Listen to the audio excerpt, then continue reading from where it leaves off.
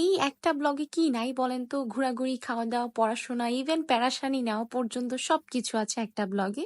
আসসালামু আলাইকুম সবাইকে। আশা করি সবাই ভালো আছেন। আমিও আলহামদুলিল্লাহ ভালো আছি।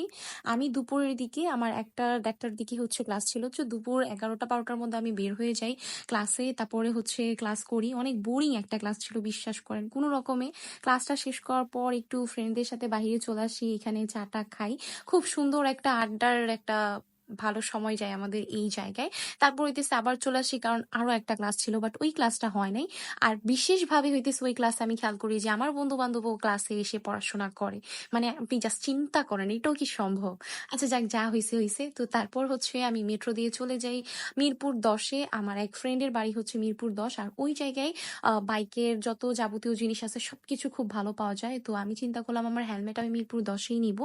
তো এখানে গিয়ে আমি অহরহর হেলমেটের কালেকশন দেখি। বিশ্বাস করেন বেশি কালেকশন দেখি আমার মাথা ঘুরাইতেছিল। কোনটা নিয়ে কোনটা নিবো। অবশেষে একটা নিছি সেটা অন্য একটা ভিডিওতে দেখাচ্ছি। কোনো সমস্যা নাই। ওটার জন্য অপেক্ষা করেন। আর তখন হইতেছে অলরেডি ৬টা বেজে গেছে। আর আমার ফ্রেন্ডেরও ক্ষুধা লাগছে, আমারও ক্ষুধা লাগছে। বাসা থেকে ২ জনই বের হইছি ১১টা-১২টার দিকে।